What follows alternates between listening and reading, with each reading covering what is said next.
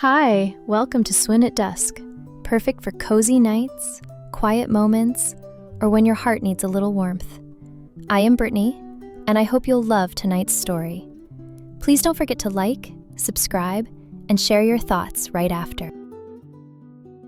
The Paris Agreement. Rain misted over the narrow streets of Montmartre as Harper stepped into the dim cafe, her umbrella dripping and curls clinging to her cheeks. Paris in the fall was always a gamble. Romantic, yes, but always unpredictable, like the man she was about to see, Julian. It had been 6 years since their last encounter, the summer she spent studying art in Paris, wide-eyed and wild-hearted. He had been her professor's assistant, brilliant, cynical, French to his core. They'd fallen into an affair that neither had the maturity to navigate. Nights of red wine, cigarette smoke, tangled sheets, afternoons spent sketching each other in silence. And then, without warning, she'd left. Now, older and newly single, Harper had returned to Paris on a grant. When Julian messaged her, "We should talk," she knew it wasn't just about art. He was already waiting at a corner table, 2 coffees steaming between them. His hair was longer now, and he wore a scarf like armor. "Harper," he said, his voice still velvet and smoke. "I wasn't sure you'd come." She sat. I wasn't sure either. The conversation began cautiously. Life updates, old memories, the way the city hadn't changed and how they had.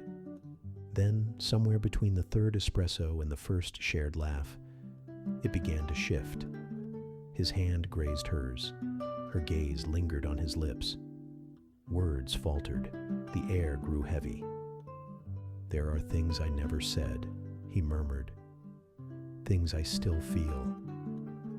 She reached for his hand. They left the cafe just as the rain slowed, walking the streets like old lovers slipping back into familiar steps.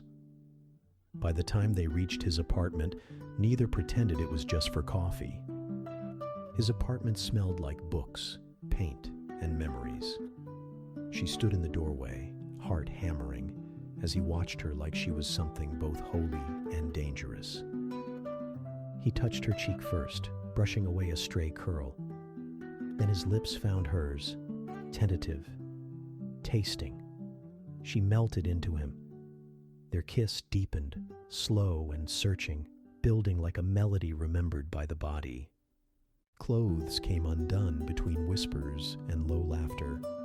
Her blouse dropped to the floor like petals. His scarf unwound, falling between them like a forgotten barrier. He kissed her collarbone, her shoulders, each movement deliberate, like he was redrawing her.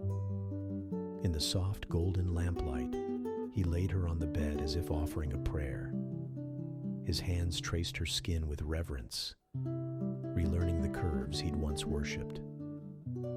She responded in kind, pulling him close, her fingers mapping his back, his jaw, the lines time had gifted him. Their bodies moved in rhythm, urgent at first, then slower, more tender. There was no space for shame or apology.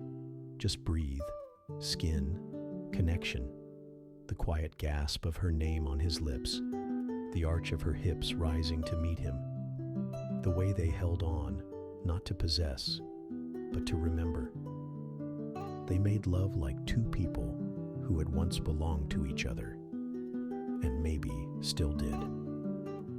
Afterward, wrapped in each other beneath the linen sheets, he traced the birthmark on her hip with his fingertip.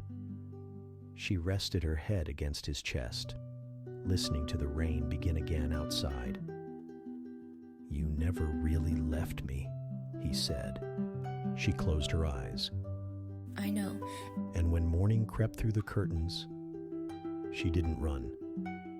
They made no promises, but in that soft dawn, with Paris still asleep, it felt like a new agreement had been made, one written not on paper, but in skin, breath, and the silence between heartbeats. Hope you enjoyed the story and it stimulated your imagination. We have more stories to come and look forward to hearing from you. Please like, subscribe, and leave us a comment.